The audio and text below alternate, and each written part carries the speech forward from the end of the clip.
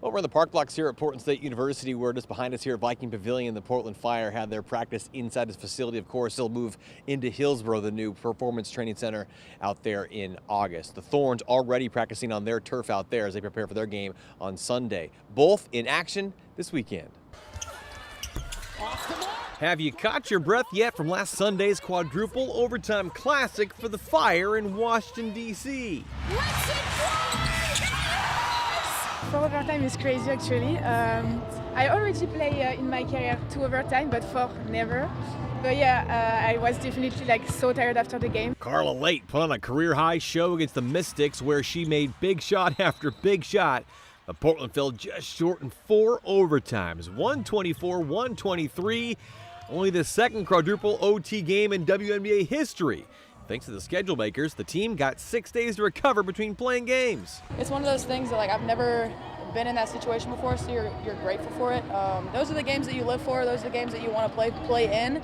And just that whole game itself, it was a lot of fun. There was so much excitement. Of course, we wanted to come away with a win, but I think we took a lot of really, really good things from that game.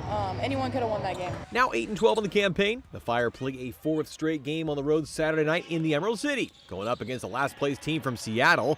The Fire rallied to beat those Storm when the old I-5 rivals refueled that flame 25 years after they last met in 2002. The two met a couple of weeks ago in the Rose City. You know, we're going to see 4 different covers in that game, so great chance to see if everything we've done these 2 practice days is going to transfer. These 3 practice days back at home was a warm welcome to Sanaya Fagan, Portland's newest developmental player, spent last season with Sarah Ashley Barker in L.A. Sanaya is a 6'3", 2-time NCAA champ from South Carolina, who's happy to join this team of joy. Basketball is supposed to be fun, so me having fun, but getting better, I enjoy it. It take the mindset off of running, but it's fun, so it's cool. Well, the Fire don't get back home until Thursday with Vegas. The Thorns finally back in Goose Hollow. The NWSL break is over as Portland plays host to last place Louisville on Sunday at 4 o'clock. PTFC hits the summer run for the Shield, just 1 point out of first place in the table.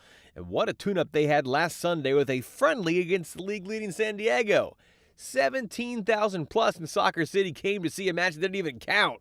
The fans should expect to see more goals from Sophia Wilson and Olivia Moultrie as PTFC plays for a 4th star on their kit as the second half of the season begins. One of the early stars, certainly a fan favorite here, is SAB for the Fire. Sarah Ashley Barker had a chance to go one-on-one. Here is part 1 of our conversation.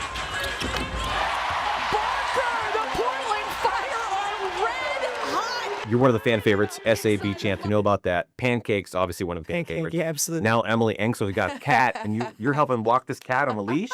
You saw that? Yeah. Okay. It's out in the world. I know, I did post it. So she did get a cat, and the cat is absolutely adorable. His name is Enzo, and a week ago, or maybe it was 2 weeks ago, she brought it up to the rooftop on a leash. And I was like, there's no way that you're about to train this cat to walk on a leash. And she was like, no, I seriously am. I'm like, okay, well, I had a cat and we tried to do it and it didn't work. And I'm like, we're going to make sure Enzo gets trained to walk on a leash. So she brought her up to the hot tub and Enzo was walking better on the leash. And so I posted on my Instagram story, I was like, progress. And so there's going to be some clips here and there of just Enzo making some more progress walking. Do you guys all live in the same building? We do. Yes, we do. Yeah, which is a lot of fun. It's a lot of fun. Yeah.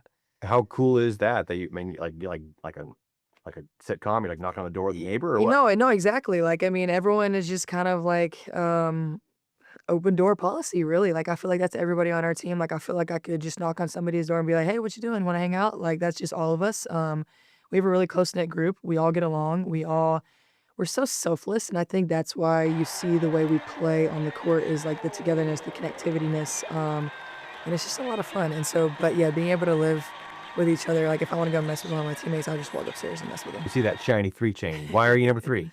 So I was 10 all growing up pretty much, and then when I went to Georgia, someone had the number 10, and my twin brother, he was born before me 3 minutes, and so that's kind of why I came up with number 3. But yeah, and then on the back side of it, I have you can't really see it, but it says 2/6/2021, and that's when my nanny passed away. That's my grandmother, and so she's just somebody. She actually passed away because of COVID, and which was really hard. And it was when I was at Georgia, and I was actually kind of debating, am I going to go back to 10 or am I going to stay with 3 when I transferred to Alabama? And I chose to stay with 3 because that was the last time that she saw me play, was wearing the number 3. So that was another reason why I stuck with 3 as well. For 3 for the win. No good. Offensive rebound. Parker. She got it. She got it. Yeah, and after your big shot here, knocked down Liberty early on the season, emotional post-game. Sure. You had lost your stepfather, right? Yep. How has the game of basketball and your new teammates here, your new buddies for life, helped get you through those moments there? Yeah, I think that right there, that shot, and just the embrace when they tackled me and just came on top of me, and even like the 24 hours in the span of finding out my stepdad passed away, and then obviously like leading up to the game, like the support that they showed me, just they were always just, hey, if you need anything, if you need to come just sit in my room and just hang out and just like take your mind off of things, like whatever you need, we're here. And like I've only known some of those people for like 2 months, a month, really a month. Right. The way that the coaching staff and, Vanya, the way that they supported me through that, and just anything that I needed, they were there for me. I honestly could not have, I'm so blessed to be where I am because of the people that I'm surrounded with what happened with all that. And so being tackled in that moment, and it was honestly like, you want a hug from your mom in those moments. And it was kind of like, that was the shoo of like them hugging me. It was kind of like a mom hug, and just my faith is very important to me. And so I think in that moment, I definitely felt the presence of the Lord just with me. And I know that there's no denying that, just the story of how everything that happened, just losing someone 24 hours and then hitting a buzzer beater. But I definitely felt the presence of the Lord in that moment for sure. Yeah, and that was one of the many times we've seen it down in the fire pit, the SAB chance. That's got to be so fulfilling. And, Absolutely. If that was me, I'd go back home and watch the clip. That fills my heart with joy. So what is that for you to have this immediate love of this and appreciation from these fans? It means the world to me, honestly. I think that I'm one of those players, I feed off of like our home crowd for sure. Like I love the energy, I love the vibe. I truly believe that no team can be a team without their supporters and without their fans. So they're the anchor behind of who we are. But hearing the SAB chants, I think it just being so far away from home, my family can't come to all the games. And so it makes me feel at home. I truly feel like I'm at like home here, and that this is like my second home. And being able to feel that as an athlete, like that's everything you want. Like I truly love this city and will always love this city for as long as I can imagine. So We'll have more with Sarah Ashley on game night. Fire courtside live on Saturday at 5:30 on Rose City Sportsnet. You can watch the game on RCSN. It'll be a 6 o'clock tip-off. That I-5 rivalry, Fire and the Storm, Mariah Ross and Cherie Samuel.